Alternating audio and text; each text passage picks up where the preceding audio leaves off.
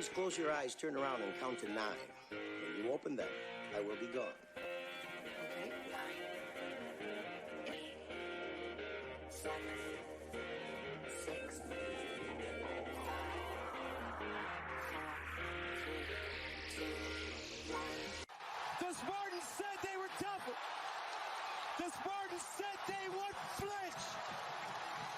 And they did.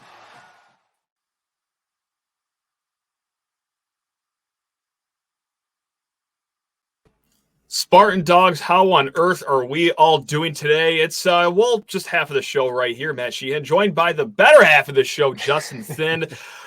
Boy, do we have some things to talk about here on today's episode. I'll be around for the Coaching Carousel portion of this. But before we get any further, Justin, no one ever asked how you are doing. How are you doing, Justin? I care about you. You doing okay over there, man? Matt, I'm doing well. It'll depend on what Michigan State does with this coaching hire to determine my long-term status of doing well or not. But I think for now, I'm doing okay. How are you doing today, Matt? Just quite peachy. Thank you very much. It is Coaching Carousel season. It is going to be a little different than the last one we had a few years ago. Instead of a firestorm in the dead of February, just trying to scramble for anyone that's even available. JT, we have some time on our hands. We still have basically an entire college football season to take some peeks around the country, see who is built for this SD4L life over here. So that's going to make it a little more entertaining, if not for nothing else. Are you ready for another coaching search? I am, Matt. I probably shouldn't be like as ready as I am. If anything, the circumstances are probably not as exciting and maybe even unfortunate to some extent. But I don't know. I love a good coaching search. See, that is the positive attitude we are looking for here. Before getting into all the names, because we have quite a long list of names here, what makes Michigan State this appealing job, Justin, right? Look, Michigan State, top 20 in revenue. We just saw the fan support that you get at Michigan State last week as well. Our Spartans, they came off a 5-7 season. All right, that might or just douse a lot of the flames that a fan base would have around the country. It was going to be a tough game against Washington before the ball's even kicked off. MSU sells out the stadium. Okay, you have a football fielding still being built that when a new coach gets here, is still going to have the sticker on it. It's going to have that new car smell. You don't have to do all the fundraising and everything like that. It is plug in and play. You get to play with a top assistant pool in the nation. It is the best salaried position here. And also, hey, we just saw not too long ago as well, Justin, if you have one good season at Michigan State, there could be $95 million up for grabs here. So there's a lot of things that make this appealing. And, well, yeah, this goes without saying, but you're in the Big Ten, not a conference that's disintegrating in front of your very eyes. So plenty of pros here at Michigan State here, JT. Yes. No doubt. No, you didn't. The new facility, the salaries that are coming because of the TV deal, the money that they have in general, the NIL support that you could potentially have here. So I think, those are all like big reasons in addition to the fan support and kind of just the program tradition and the prestige that it has, top 25 in all-time wins. So like those are definitely factors that I think make this an appealing job. It's hard to determine exactly how appealing and like which big time superstars that you would even want to poach if you wanted to start getting into that unrealistic sense, because other than like Kirby Smart, I don't really know who's doing too hot right now on a consistent year in, year out basis, like the Dabo Sweeney, the Nick Sabans. We don't know exactly where their trajectory is. Dan Lanning seems really exciting, but and then again, it's very early. Jimbo Fisher, it's pretty much done there. I would say Cristobal just getting started. Jimbo Fisher, how I feel about that. So I think at the end of the day, this is a time where you don't really know who the home run hire even would be because of how easily it could go south with some of these guys I named. So I don't really know what shooting for the stars in this coaching search would entail. So kind of where I'm looking is just the realistic, stable, proven winner types. That entails me staying away from pipe dream guys like Urban Meyer or a Dan Lanning, for example, or maybe even a Kalen DeBoer. Staying away from maybe somebody that might be too much of a wild card, such as a Brian Hartline or a Glenn Schumann. Some of these guys that it might be too early to decide if that's someone you want to hand your entire program's operations over to. So those are kind of the guys I'm staying away from. Matt, who are some guys that we maybe should be gravitating towards in terms of main candidates on the short list? Yeah, on the short list of the guys at the top are safe hires, but safe hires like that's lingo that maybe gets a bad connotation towards it. It's Yes. kind of like a game manager quarterback. Like that's not always a bad thing. Sometimes all that you Right. need is just the safe hire, just the guy that's going to rebuild the program and do it the way they've been doing it at other places, like Mike Elko at Duke, like Chris Kleiman at Kansas State, like Lance Leopold over at Kansas, or if you want to keep on going west, further and further west, Jonathan Smith over at Oregon State. Now, that's the top guy on my list. I just wonder how reasonable those expectations are going to be because he is an alum of Oregon State. This is a tumultuous time for Oregon State, who is being left to the curb, and just no one wants them. And that might actually hurt Michigan State's chances with Jonathan Smith because as an alum, as the figure of that university right now, kind of like how many times over here, Tom Izzo is the head figure of this university, to make a comparison right there. He might be inclined to stay there and see this out for his Beavers, but again, I mean, hey, just like we said at the top of the show, there's a lot of things that makes this Michigan State job appealing. So if it's not Jonathan Smith, I think those other three guys I named, whether it's Kleeman, Leopold, or Elko, safe hires, I think would also be really good hires for Michigan State here. Is there anyone that I'm missing here as far as like safe hires go, or anyone that you have at the top of that list too? Right. Yeah. I don't know how safe it would be, but I would add Lewis to that fold as well. Okay. Sean Lewis, the offensive coordinator from Colorado. I think it'd be much more of a safe hire than someone like Brian Hartline, who hasn't gone through and had multiple years as being a head coach somewhere. I think Charles Huff is a guy that I would include there. Again, I don't know if that's necessarily safe, but he's on my short list. In short, basically, the top three, maybe four that I'm looking at, if you include Smith somewhere in there, depending on the realism of that. My top three, I guess, taking him out is Elko, Charles Huff, Sean Lewis. At press time, that could change. That was not the top three just like 2 days ago. But yeah, those are my three guys. I'll talk about Elko in depth kind of in a second, but like Lewis, similar to Jonathan Smith, people don't understand how hard it is to win where these guys were head coaches. For example, Jonathan Smith, the guy at the top of your list, they were 2-9 the year before he took over. Sorry, 2-10 before he took over. Similarly bad, might even have been 1-11 the year prior to that. Just remembering off the top of my head. So like it was as destroyed of a program as he could have taken over. And he's over here now, has him in the top 25. Took him a few years to get it off the mat. But now, once again, this year they're in the top 25. DJU's at quarterback now that he can use the portal, which he couldn't do at the beginning of his tenure in Beaverton. Corvallis, I should say. And so like that's like not held against him. I don't care what the overall record is. Same thing with Sean Lewis at Kent State. He might be 24-31 in his years when he was there, but guess what? That puts him at the highest win percentage in all of Kent State's last 45 years, minus anyone that coached under 30 games. So as much of a winning coach as he could get at Kent State. So yeah, he's currently the OC at Colorado. I'm not really giving him a ton of praise for like what we are seeing in that flash in the pan sort of setting there, but he can call plays. I don't know if he's necessarily the reason Shadur Sanders is there. I would say his dad is the reason he's there. Maybe. Yeah. So yeah, I like what I see from him as a play caller, and I like what he did at Kent State. Now, Charles Huff, real quick on him. He was Nick Saban's associate head coach at Alabama at age 36. Was an unreal recruiter there. Landed multiple 5-stars as a primary recruiter on the defensive side of the ball, despite being the running backs coach. So they had him recruiting all the big fish. And you're saying, oh, well, he's at Alabama. I'm not going to give him credit for even if he landed Alabama's best players. Let's go when he was at Penn State. James Franklin hired him from Western Michigan, and he was on Franklin's very first staff.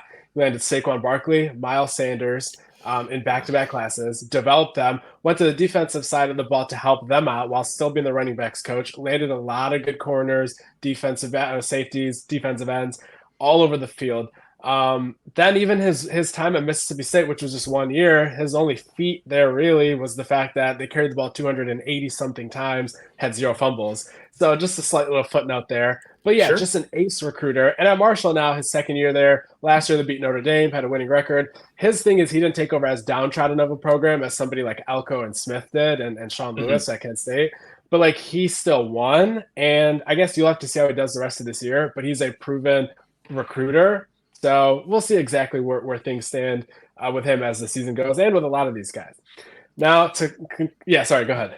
No, I was gonna say like a guy like Charles Huff. I first saw the name, I was like, they had fun at South Bend last year, and then you really start to read up on this guy. It's like, oh yeah, he is rocketing up my board right now. Like I would not mind one Charles Huff here.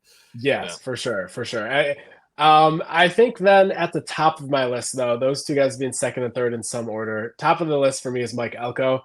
Real quick, Mike Elko, Michigan State Duke hired him from Texas A&M, where he was the defensive coordinator. Even when they were kind of shaky and they were going 4-4 in conference play, Mike Elko's units were top 10 nationally defensively. He has not had a season outside of the top 35 in total defense since 2017, and he hasn't had a season outside of the top 45 since 2011 at Bowling Green State. So he's a guy that he knows ball. He's a defensive coordinator. He, as taking over at Duke, took over a program that they went 3-9 the year before he got there, 2-9 the season before that, 5-7 the year before that. So completely decimated program, essentially. He took it over at last year without being able to use the portal like most schools can. He still got some guys, but they're more restricted than a lot of places. And he took them to a 9-win season in year one, Matt. He took a team that had the 107th best offense and took them to 31st, despite being a defensive guy, all because he hired an air raid offensive coordinator that kind of made that leap. Riley Leonard obviously coming in. So he transformed that program in ways that it's hard to quantify and to speak about without sounding like way too over the moon. But like what he did at Duke last year is unbelievable stuff. And I know a lot of people know him from being down from the South, obviously because of Texas A&M, but he's not originally from there. He coached at Notre Dame. He was a DC there in 2017. Bowling Green for 5 years before that. He's a New Jersey native, I think born in New Brunswick, if I'm not mistaken, played and went to Penn. So he's not necessarily a Southern guy, even though everyone knew him from his Texas A&M days. Recruiter, we'll see what kind of recruiter he is. He's no Charles Huff, but I think the fact that he spent those years at Texas A&M, he knows what it takes. He knows what it looks like. But at the end of the day, if you can win football games, recruits will come from winning. I'm not looking to hire someone that is not a proven winner just because they're a good recruiter and then let's see where that takes us over somebody like Mike Elko. And it's the smallest sample size possible, but their week one win against Clemson, like they just looked like the better team. Like that didn't seem like an upset. Like they just looked more athletic, schemed better. And I know that Clemson, say what you will, that they might be a little down, used to the whole, Trevor Lawrence and Deshaun Watson Clemsons we're used to. Still, under no circumstance in any point in the history of time should Duke ever look that good against a Clemson team. And that comes down to coaching. So Mike Elko is one of the easiest sells that you could have me on. If the news headline pops up, Elko coming to East Lansing, great. Don't got to talk myself into that name whatsoever. And we do have a few names that like you don't have to talk yourself into. Like it is just a very, very good piece of news if it were to happen here in East Lansing. Yep. Absolutely. No doubt at all. I think Elko's buyout being unknown and his salary being unknown make it a little hard for me to tell people how likely it is. I think Michigan State has the ability to give him more money than he has at Duke. But if he's somehow making $6 million, because let's say they hypothetically doubled maybe $3 million that he was making before 2022, and his buyouts up in the 20s and 30s, gets a little dicey. And what kind of staff pool you're left with? So again, feasibility is murky there compared to other guys. I know Smith is also kind of hard because, as you said, making over $5 million, you may feel a great sense of duty to his University of Oregon at Oregon State right now that could need him more than they ever have.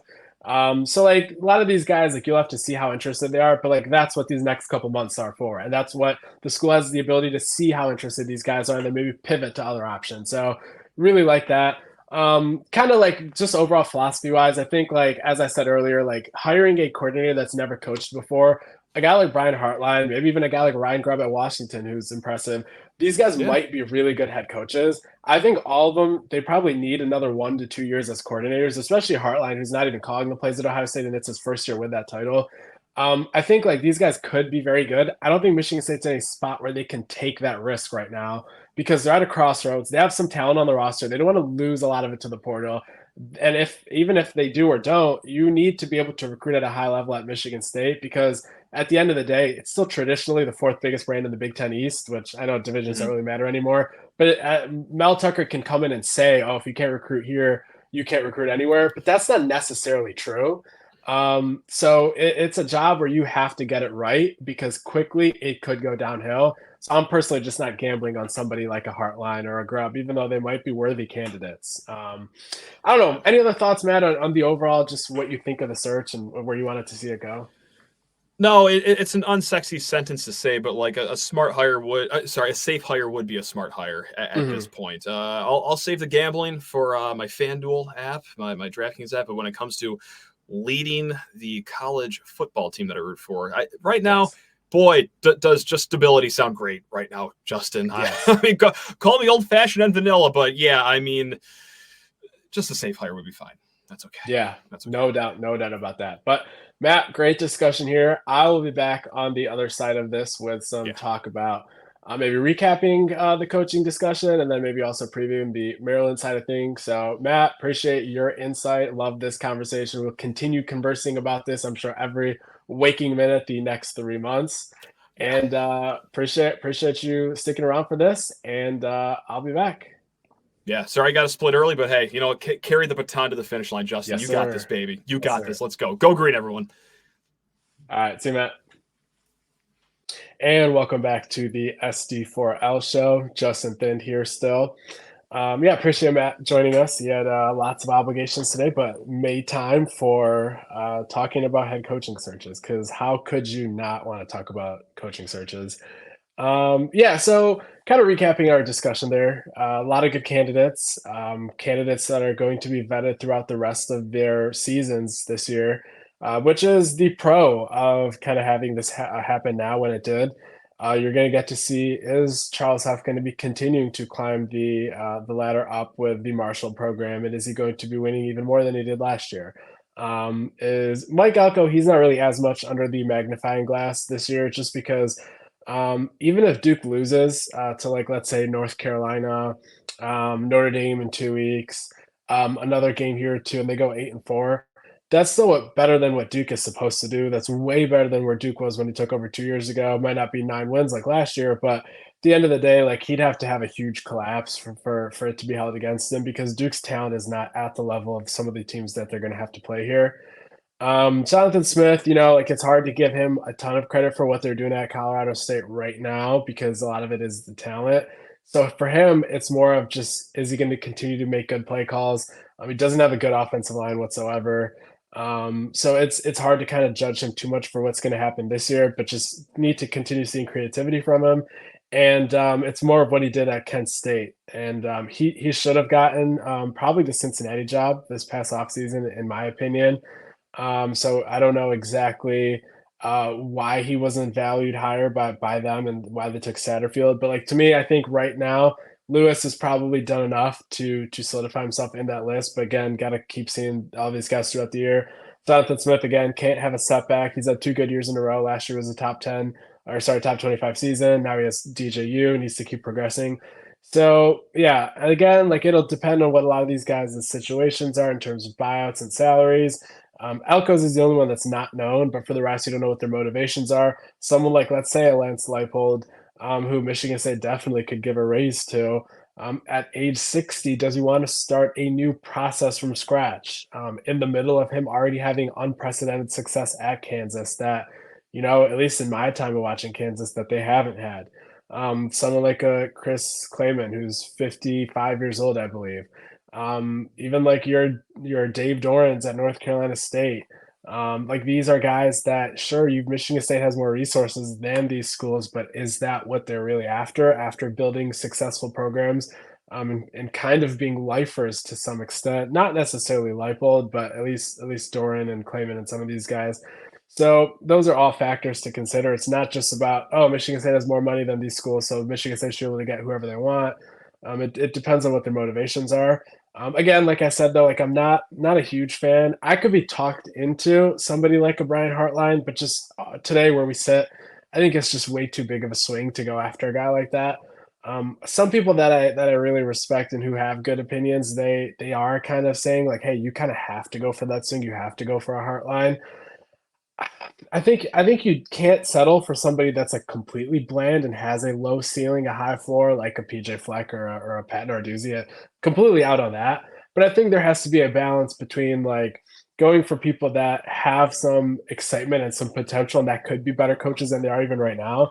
Somebody who you're investing in long term, but have a high floor at the same time. Somebody that, like, hey, if Mike Elko comes in here and let's say Michigan State loses 22 people to the portal throughout this process and they don't have the talent edge that you'd like them to have, can this guy actually go and win with a talent deficit? Yeah, he's shown that he can at Duke so far. So somebody that has that reputation of being a proven winner, someone that's had a control of a program like a Sean Lewis at Kent State, even though now he's an OC, those are the guys that I gravitate to right now. Does that mean, like, if somehow, some way Michigan State hires Brian Hartline in 2 months, that I'd be pounding the table and saying it's a horrible hire? No, but they better be very, very, very sure that he can handle donors, manage an entire roster, brand the program, manage the program, hire good coordinators, because he himself might be a great recruiter, but he does not call plays at Ohio State, and this is his first year even as a coordinator. So, like I said back when we were talking to Matt, you're basically just hiring an a wide receivers coach as your head coach, and you don't know if he can hire good coordinators. And you don't know if he's even learning from a guy that can hire good coordinators. I know Ohio State has Jim Knowles right now, but some of the assistants they've had these last few years, I don't know necessarily how I feel about them. Whereas Charles Huff, I forgot to mention this when talking about him, he has now had both of his first two coordinators at Marshall now get hired by programs better than Marshall. Miami, the Hurricanes, came and took his defensive coordinator this past offseason, and Memphis came and took his offensive coordinator from this past season. So he's a guy that he can hire good coaches. He had a great sort of network built for him when he was at Penn State, all the years that he was under James Franklin. He got to work under Joe Moorhead there, so he knows what it's like for a good offense and what that should be structured like. Steve Sarkisian was his OC when he was at Alabama. Again, the network of being plugged in with Saban there. I have more faith that he can hire a good staff while still being an electric recruiter than someone like a Brian Hartline, who you don't know anything about what kind of staff you'd hire. And really the only thing you can say about him is being an electric recruiter. So I think that's why, like, those guys, I wouldn't give the rating an F if Michigan State were to hire them, but that's why they're behind these guys for me. But yeah, I think Elko, Lewis, Jonathan Smith, we'll see. I don't know how realistic he is. And also he has to have a good season this year, in my opinion. And then there's a few other guys there that I could be talked into as well, but that's kind of where that's shaping up right now. There's going to be a process here where they're going to get to see who's interested. What would it take for them to be interested? I'm having, again, a hard time envisioning who your pipe dream candidates would be. Like, I'm seeing all these Twitter replies that people are sending my way where they're like, oh, they have to think bigger than Elko. First of all, let's set aside the practicality of that. Who would that be? Who do you have in mind that is bigger than Elko? Because like I said, like, even some of the biggest names in coaching right now, I don't necessarily know how much I would put stock into their next 5 to 10 year outlook. Some of them might not be coaching 5 years from now, like a Saban. A guy like Sweeney, if he truly is against this NIL and this portal era, he probably shouldn't be coaching if he has the age and the energy to. So, like, again, I'm not saying Michigan State's going to go get Saban or Sweeney, but I'm giving an example of even those lofty dream scenarios. Like, let's say you're Scott Woodward at LSU and you're trying to hire another Brian Kelly, where you can go take your pick of the litter and just hire anyone. Money's no object, and you're that elephant hunter type. Who would you even hire if you're that person? Dan Lanning is probably the closest thing that I can come up with as, like, a completely unrealistic dream scenario candidate. But he's in his second year there possibly. So I don't know. I just don't like the landscape, even if you were to go and try to make a huge splash hire with an infinite sum of money, which then you have to worry about how much is left over for the coaching pool. And I know the university cannot direct dollars towards NIL, but if you are asking lots of donors to pool in for your head coaching search, they have less to give for NIL. So it is interconnected there. So these are all questions to ask. But then even again, from the practicality standpoint of, let's go hire someone that can immediately get us first round draft picks and the national title and all this, that I'm seeing a few people say, yeah, that's just not where Michigan State is. I don't think, I went to the school. I think I hold the school in very high regard. I go to bat for the school and the program against, like, some narratives I see out there whenever I get a chance to do. But, like, I'm sorry, it's Michigan State is not going to be landing a top 8 to 14 coach just by throwing another extra $1.5 million that he's currently making and just saying, well, why shouldn't you want to come here? We're Michigan State. That's not how it works. If somebody is coaching at a top 8 to 14 place, and let's say Michigan State, let's say you want to go by traditional all-time wins, even though that's a fluky metric and they're in 18 to 22 range, why would somebody move down like half of a tier and restart their process, even if they do hold Michigan State as high of a regard as you do? And as I just said a few minutes ago, who would that name even be? I want to hear a name before saying Elko's not high enough or some of these guys are not high enough. So those are kind of my gripes with some of the dialogue around this discussion. The other being, oh, it has to be an offensive mind. Now, granted, I understand where people are coming from of Mel as a defensive coach, and his offenses have not been up to standard. It's not up to standard once again this year, was not last year. I understand where people are coming from. And even the final D'Antonio years where the defenses were top 25, the offenses weren't good enough, I understand where those preconceived notions are coming from. But Mike Elko, a defensive guy, defensive coordinator his whole life, he went ahead and in 1 year, he elevated Duke's offense 90 spots nationally just by hiring an offensive coordinator while having nothing to do with the offense. Not everyone is Mel. Not everyone is Mark D'Antonio in terms of only focusing on having defensive success, where it can be debated if Mel even had defensive success. But at the end of the day, you cannot just go ahead and say, well, I'm out on offense or I'm out on defensive guys because our last two defensive coaches didn't have great offenses for stretches of their career. Kirby Smart, Nick Saban. These guys are defensive guys. And offensively, who would be the top mind? I guess Lincoln Riley. Lincoln Riley's never won a national title. He's never been to a national title game. Would you take a prime Lincoln Riley over, honestly, even a year two Dan Lanning? I don't know. So I don't understand. And plus, a lot of these offensive coordinators are not calling their plays. So it's not necessarily going to be one of those things where, oh, let's go ahead and let's force feed ourselves to hire a B- OC over a B+ DC background guy. And suddenly, like, you're going to have an automatically great offense. A lot of these guys don't call their plays. Like, there's Ryan Day that calls his plays. There's Chip Kelly, obviously used to do it. Jimbo Fisher tried doing it last year, maybe doing it this year. He's kind of secretive about that. Even Lane Kiffin did it when he had Jeff Lebby last year. So, like, it's very rare that your OC-minded guy that you want to take is even going to be calling plays. Now, granted, if both guys you would grade at the same level, like let's say both guys are B+ candidates, would I agree that you probably need a better offense these days than you ever have in previous years? Sure. Could you possibly argue that maybe the tiebreaker should go to the offensive mind? Maybe. But I don't know if there is a guy that I would say is equal footing with Elko in my mind.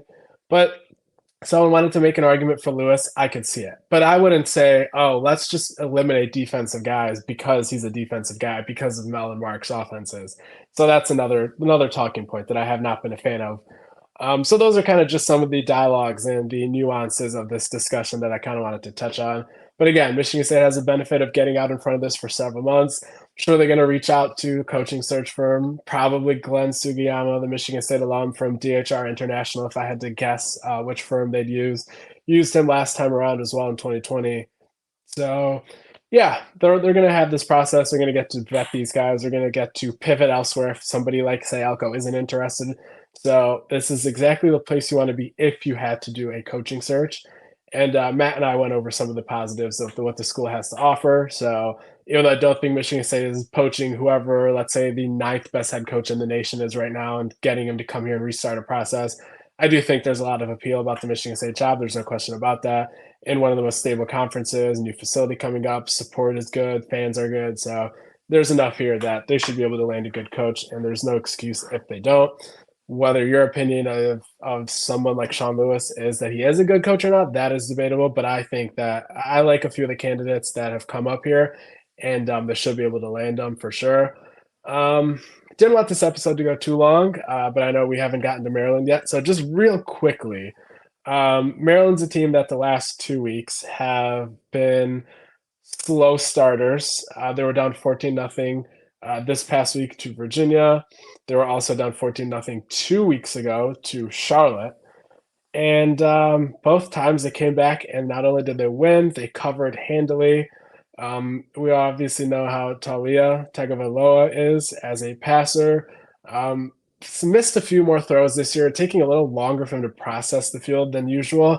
But I think part of that is just he doesn't have trust with some of these new transfer portal wide receivers that have come in.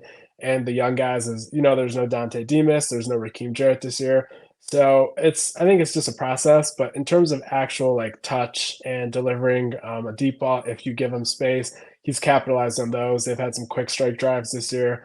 And obviously Michigan State got killed this past week through the air. So it's going to be very likely that he still throws for like over 320 yards this week. But I think their passing offense should be a little worse than last year. And let's not forget, last year when Michigan State played Maryland at Maryland, they were very injury riddled. And I think they still had 6 of the final 7 drives in the game where they held Maryland to not scoring a touchdown. And that was probably their best stretch of defense last year of the entire season. And they're going to need to reach back and get that again somehow this upcoming game. It gets hard envisioning a bowl game if you lose this game. I think Iowa looks worse than they did coming into the year. Nebraska probably looks worse coming in than I thought they would. Minnesota's probably at that level. But this Maryland team, I think that there's an opportunity here if they start slow for you to capitalize. But that would once again entail Noah Kim to not start slow.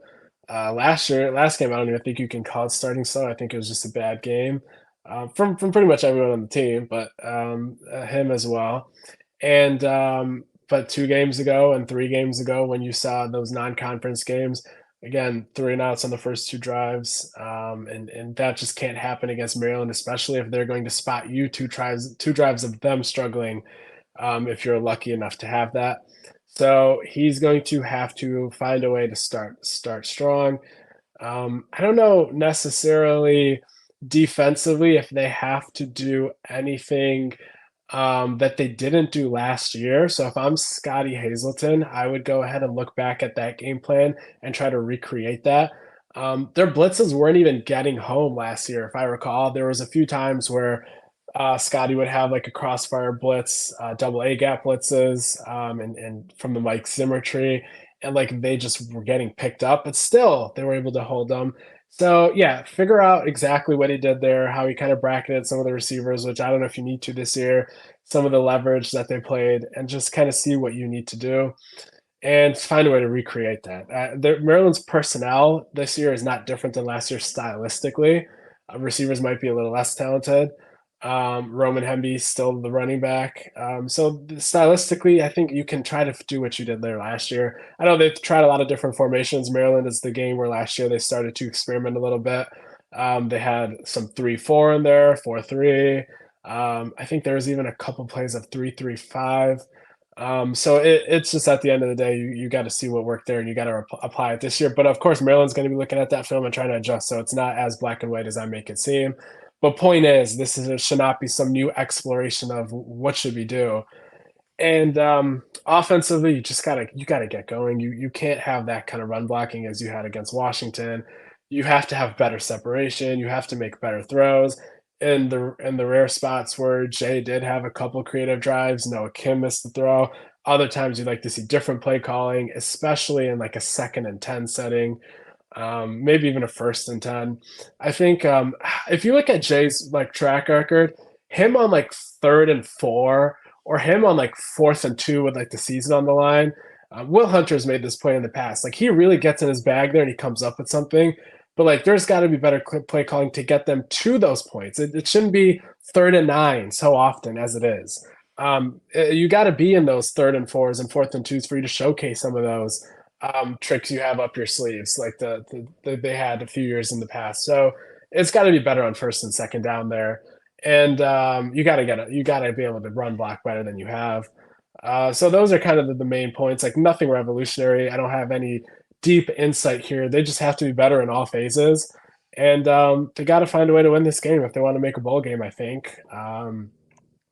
I don't want to touch the quarterback discussion just yet. I think it's 1, 2, 3 weeks too early. I do want to see if that was a fluke or not from Noah Kim last game. If it's not a fluke, there's going to have to be a discussion here, but I don't want to say anything this week. I know I've always been of the belief that the higher ceiling guy that could have more of an impact if you let him get reps is my choice. People have taken that to mean that I have an agenda or a slant where I want Kane Hauser to start definitively over Noah Kim. Frankly, whoever's better should start. But again, last game can't happen again this year.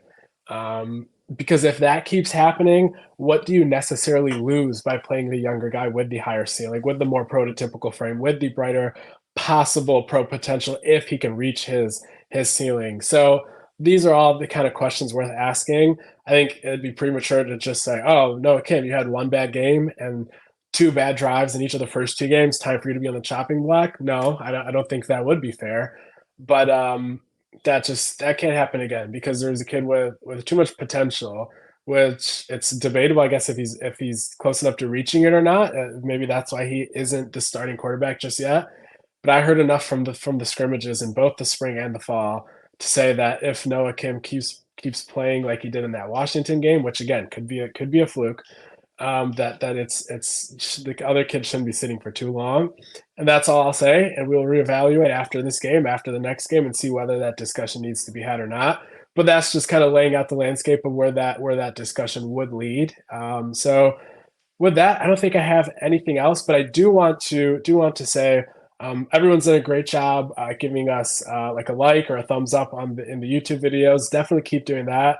Would love more comments. So let's use this opportunity of kind of the discussion with the coaching search to let's rig the system a bit here and let's get some extra comments in here. So why don't everybody leave comments of who your most favorite choice would be for head coach, and then in a separate comment to really boost these numbers, drop a comment of who you would least like to be the head coach at Michigan State after this process wraps up. Also, go ahead and please leave us a review on Apple Podcasts and Spotify. That helps the algorithm and the ranking metrics as well. We actually had a sponsor reach out to us just from where we were ranked after our last episode. Not necessarily what we were looking for, and we don't want to oversaturate the show with stuff that we are not really interested in, that just for the sake of the money. But it seems like there's some opportunities there, so we could really, really appreciate your help there. And appreciate everyone for listening. And like I said, please subscribe, please leave reviews on all the platforms. Thanks for listening to this episode of the SD4L show, and we will see you next time.